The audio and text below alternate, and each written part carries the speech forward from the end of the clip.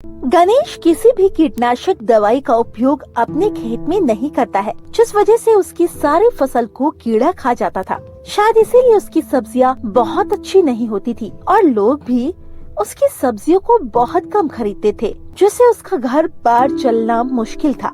दूसरी तरफ सेठ घर पर आकर गणेश और गणेश की पत्नी रम्या को धमकी दिया करता था। गणेश अपनी सब्जी की टोकरी उठाकर घूमता घूमता थककर एक पेड़ के नीचे बैठ जाता है। सुबह से शाम होने वाली है, लेकिन अब तक मुझसे किसी ने सब्जी नहीं खरीदी। गणेश टोकरी में से खाना खाने के लिए खाना निकालता है।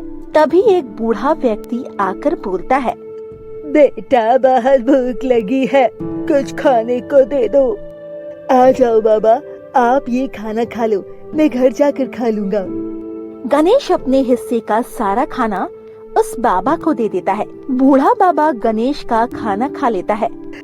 तुम दिल के बहुत अच्छे हो, देखना भगवान सब अच्छा करेगा तुम्हारा। और वो बाबा वहाँ से चला जाता है। दूसरी तरफ सेठ घर पर आकर उन्हें धमकी दिया करता था। इधर रोजाना की तरह आज भी गणेश खाली हाथ ही घर लौटता है।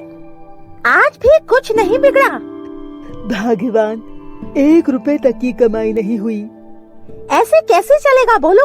घर पर बिल्कुल भी दाना पानी नहीं है, ऊपर से चारों ओर इतने सारे कर्ज है। और वो सेठ जी, वो तो आज भी अपने आदमियों को लेकर आ गए थे। तुम्हें याद है ना, हमारा ये घर गिरवी रखा हुआ है उनके पास। उन्होंने बोला है कि अगर हमने कल तक उन्हें कुछ पैसे नहीं दिए ना, तो वो हमें घर से निकाल देंगे। हाँ, क्या ऐसा कहा उन्होंने? लेकिन यहाँ तो 2 वक्त की रोटी खाने की कमाई नहीं है और तुम कर्ज चुकाने की बात कर रही हो। तो क्या हम सचमुच इस घर से निकल जाएंगे?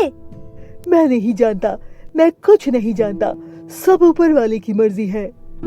दोनों बहुत परेशान थे और रात हो जाती है। दोनों अपने बिस्तर पर सो रहे थे।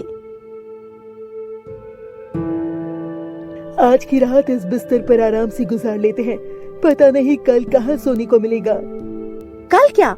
हम किसी भी तरह कुछ कर्ज नहीं उतार सकते क्या? कैसे दूंगा बताओ? घर में 1 रुपए तो नहीं है। अगर खेतों में इस बार अच्छी फसल होती तो उसे बेचकर कुछ तो हो सकता था। सारी फसल तो कीड़े ही खा लेते हैं। ऊपर वाले ने तो किसी का भी बुरा नहीं किया, फिर हमारे साथ ऐसा क्यों कर रहा है? नहीं नहीं भगवान, तुम ऐसे मत बोलो, ऊपर वाला बस हमारी परीक्षा ले रहा है। ऐसे बातें करते करते वो दोनों सो जाते हैं और रात को गणेश को जादुई मटर का सपना आता है। मैंने तुम्हारे आंगन में जादुई मटर का पौधा लगाया है, इसमें रोज सोने की मटर लगेगी। तुम उसे बेचकर खूब पैसे कमा सकते हो, लेकिन अगर तुमने लालच किया तो इसका जादू काम नहीं करेगा और बहुत बुरा होगा। अगली सुबह। क्या सच में जादू? मटर का पौधा और सोने के बीज, ये मैं क्या देख रहा हूँ? सुनो भाग्यवान, जल्दी इधर आओ। अरे क्या हो गया? क्यों सुबह सुबह चिल्ला रहे हो? ये देखो, ये पौधा कहाँ से आया और इस पर ये सोने जैसी मटर लगी हुई है। अरे हाँ, ये तो पहले नहीं था।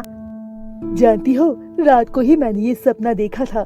मेरे आंगन में जादुई मटर का पौधा है जिस पर सोने की मटर लगी है। क्या ये सोने की मटर है? गणेश उस सोने की मटर को तोड़ता है। मैं अभी इसे बेच कर आता हूँ।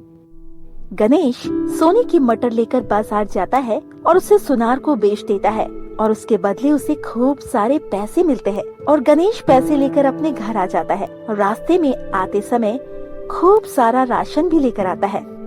अरे भाग्यवान, ये लोग खाने के लिए सब्जी और दाल चावल, मैं सब कुछ लेकर आया हूँ।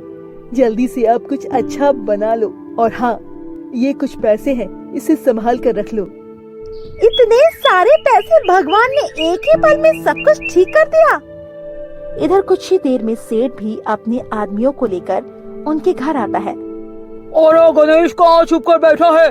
मेरे पैसों का इंतजाम हुआ या नहीं? सुनो जी, वो सेठ जी आए हैं।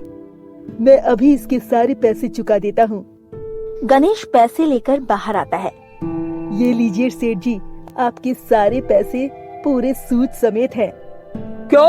सारे पैसे? हाँ, जल्दी जल्दी दो। सेठ पैसे लेकर अपने घर चला जाता है। ऐसे ही धीरे धीरे गणेश की जिंदगी पूरी तरह से बदल जाती है। वो हर रोज एक सोने की मटर गांव के अलग अलग सुनारों को बेचने लगा, जिससे उसके पास पैसे की कोई कमी नहीं थी। गणेश अपनी पत्नी के लिए सोने के गहने लाता है और अपने छोटे से घर को बड़ा बना देता है। अब उसके पास किसी चीज की कोई कमी नहीं थी। अब गणेश का नाम दूसरे गांव में भी जाना जाने लगा था। गणेश गरीब लोगों को खूब दान दिया करता था और उनकी हर तरह से मदद किया करता था। अब गणेश के घर से कोई भी भूखा नहीं जाता था और ये सब देखकर सेठ को बिल्कुल अच्छा नहीं लगता।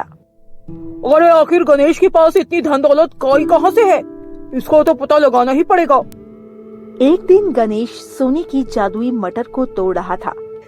मैं सोच रहा हूँ इस सोने की मटर को बेचने में इस बार शहर चला जाता हूँ, ताकि इस बार पैसे कुछ ज्यादा मिल सके। तभी गणेश लोगों को इतने पैसे बांट रहा है। गणेश शहर के लिए चला जाता है और रात को सेठ गणेश के घर में चुपके से आता है और उस जादुई मटर के पौधे को अपने घर से ले आता है। अगली सुबह जब सेठ उठकर देखता है तो उस पर सोने की मटर लगी थी। अरे वाह, क्या बात है, सोने की मटर। सेठ जैसे ही उस मटर को तोड़ता है तो सेठ के घर के अंदर से सारा धन और जेवर मटर के पौधे के अंदर आकर समाने लगता है और सोने की मटर भी पेड़ में समा जाती है। अरे अरे, ये क्या हो रहा है? अरे मेरी सारी जमा पूंजी कहाँ जा रही है? अरे ये क्या हो रहा है? मेरी सोने की चूड़ियां मेरे हाथों से खुद ही निकल कर कहाँ जा रही है?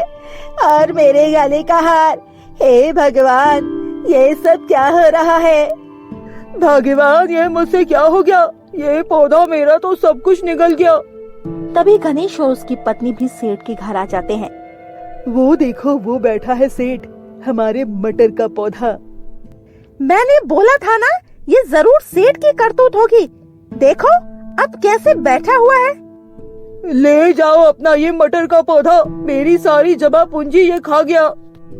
गणेश और रम्या अपना जादुई मटर का पौधा वहाँ से उखाड़कर अपने घर के आंगन में फिर से लगा देते हैं और सेठ सिर पर हाथ रखकर खूब पछताता है। तो देखा आपने, लालच कितनी बुरी बला होती है। एक गांव में गुड़िया नाम की लड़की रहती थी। गुड़िया को पेड़ों से बहुत प्यार था। एक दिन गुड़िया अपने घर की तरफ जा रही थी, तभी रास्ते में गुड़िया की दोस्त सीमा मिलती है, जो गुड़िया के कॉलेज में ही पढ़ती थी। अरे गुड़िया, तू कहाँ चली गई थी? मैं कब से तुझे ढूंढ रही थी। कल मेरा बर्थडे है और सबको आना है। और हाँ, सभी सहेलियाँ लहंगा पहन के आ रही है। हमने बहुत बड़ी पार्टी रखी है, तुम भी लहंगा ही पहन के आना, बड़ा मजा आएगा। सीमा, मैं नहीं आ पाऊंगी। तू जानती है ना हम लोग कितने गरीब हैं। मैंने आज तक कोई ढंग के कपड़े भी नहीं पहने, फिर मैं लहंगा कहाँ से पहनूंगी? नहीं गुड़िया, चाहे जो भी हो, मुझे कुछ नहीं सुनना, तुझे तो आना ही होगा। तेरे बिना बर्थडे पार्टी में बिल्कुल मजा नहीं आएगा। ये बोलकर सीमा वहाँ से चली जाती है और गुड़िया भी अपने घर आ जाती है। गुड़िया अपनी माँ से कहती है, माँ, कल सीमा का जन्मदिन है, मुझे उसके बर्थडे पार्टी के लिए एक अच्छा सा लहंगा चाहिए। प्लीज आप दिला दो ना माँ। माँ, सच में आप लहंगा मुझे दिलाओगे ना? हाँ, मैं दिला दूंगी। उसके बाद गुड़िया की माँ काम के लिए चली आती है, पर गुड़िया को अपनी माँ की बातों पर संतुष्टि नहीं थी, इसीलिए वो एक बगीचे में जाकर बैठ जाती है और रोने लगती है। तभी पास ही में एक पेड़ से आवाज आती है। क्यों रो रही हो गुड़िया? वो आवाज सुनकर गुड़िया घबरा जाती है। कौन हो तुम? रोने से कुछ नहीं होगा गुड़िया, तुम अपनी समस्या बताओ, शायद मैं उसे दूर कर सकूं। क्या तुम मेरी समस्या को खत्म कर पाओगे? तुम तो अपनी जगह से हिल भी नहीं सकते। मगर मैं तुम्हारी मदद कर पाऊंगा तो मुझे भी बहुत अच्छा लगेगा। ऐसा क्यों? क्योंकि तुम हमेशा यहाँ आकर हमारी देखभाल करती हो। अब मेरी बारी आई है। फिर गुड़िया उस पेड़ को अपनी उदासी का कारण बताती है। उसके बाद पेड़ अपने जादू से गुड़िया को एक खूबसूरत लहंगा देती है और कहती है, गुड़िया, ये लहंगा जादुई है। ये लहंगे से तुम जो कुछ मांगोगी वो तुरंत पूरा कर देगा। इस लहंगे से किसी का नुकसान करने का बिल्कुल मत सोचना। उसके बाद गुड़िया परी का धन्यवाद कर वो लहंगा लेकर अपने घर चली जाती है। घर जाकर अपनी माँ से कहती है और अपनी माँ को सारी बात बता देती है। ये बात सुनकर उसकी माँ भी बहुत खुश हो जाती है। ऐसे ही कुछ दिन बीत जाते हैं। एक दिन सीमा का जन्मदिन होता है। गुड़िया वो जादू लहंगा पहनकर सीमा के जन्मदिन पर जाती है। अरे गुड़िया, तुम आ गई, और इतना बड़ा गिफ्ट लाने की क्या जरूरत थी? माँ ने दिया है, रख ले। उस दिन गुड़िया बहुत ही सुंदर लग रही थी। सभी लोग उसकी सुंदरता देखकर बहुत खुश हो रहे थे और उसकी खूब तारीफ भी कर रहे थे। सीमा के जन्मदिन खत्म होने के बाद गुड़िया अपने घर चली आती है। एक दिन की बात है, गुड़िया वो लहंगा पहनकर बोलती है, जादुई लहंगा, मुझे एक बड़ा सा घर दे दो। गुड़िया के इतना कहते ही उसका एक छोटा सा घर एक बड़े घर में बदल जाता है। शाम को माँ को काम से घर आते ही गुड़िया बोलती है, देखिए माँ, अब हमारे पास कितना बड़ा घर है। लेकिन बेटी, ये सब कैसे हुआ? इतना बड़ा घर, इतना सारा सामान, ये सब अचानक कहाँ से आया? माँ, मैंने जो लहंगा पहना है ना, वो जादुई है। ये लहंगा मुझे एक जादुई पेड़ ने दिया है। अच्छा, तो ये चमत्कार हो गया बेटी। दोनों माँ बेटी उस दिन बहुत खुश थे। उसके बाद गुड़िया अपने पापा के पास जाती है। हे जादुई लहंगा, मेरे पिताजी को बिल्कुल ठीक कर दो। गुड़िया के इतने कहते ही उसके पिताजी बिल्कुल ठीक हो जाते हैं। ये देखकर गुड़िया बहुत खुश हो जाती है। उस दिन के बाद से गुड़िया अपने परिवार के साथ खुशी खुशी रहने लगती है। एक दिन गुड़िया बगीचा की तरफ आ रही थी। तभी गुड़िया देखती है कि उस जादुई पेड़ को कोई काट रहा है। ये देखकर गुड़िया भागते हुए वहाँ जाती है और बोलती है, नहीं नहीं, तुम इस पेड़ को मत काटो। ये आप क्या कर रहे हो? ये लड़की, हट यहाँ से, वरना तेरा भी गर्दन काटा जाएगा। गुड़िया वहाँ से भागते हुए अपने घर जाती है और जादुई लहंगा पहनकर कहती है, हे जादुई लहंगा, इस पेड़ को बचा लो। इतना बोलकर गुड़िया उसी बगीचे में गई तो गुड़िया ने देखा पेड़ काटने वाला आदमी उसी पेड़ पर उल्टा लटका हुआ था और जोर जोर से चिल्ला रहा था, बचाओ बचाओ, हम इस पेड़ पर कैसे पहुँचे? पता नहीं, हमें कोई उतारो, हमें बचाओ। तुम्हें कोई नहीं बचाएगा। तुम तब तक ऐसे उल्टा लटके रहो जब तक तुम्हें अकल ठिकाने नहीं आएगी। अरे बेटिया, हमें माफ कर दो। अब कुछ नहीं हो सकता। प्लीज बेटी, मुझे माफ कर दो। मैं आगे से कभी किसी पेड़ को नहीं काटूंगा और मैं ईमानदारी से काम करूंगा। गुड़िया उस आदमी की बात सुनकर उनको माफ कर देता है और गुड़िया उस जादुई लहंगा को कहती है, हे जादुई लहंगा, इन्हें माफ कर दो। उसके बाद जादुई लहंगा उन दोनों को पेड़ से उतार देती है। वो आदमी गुड़िया से माफी मांगकर वहाँ से भाग जाता है। उसके बाद गुड़िया कहती है, पेड़, तुम ठीक तो हो ना? जिसके पास तुम्हारे जैसा दोस्त हो, उसका क्या हो सकता है? अच्छा पेड़, अब मैं चलती हूँ। इतना बोलकर गुड़िया वहाँ से चली जाती है।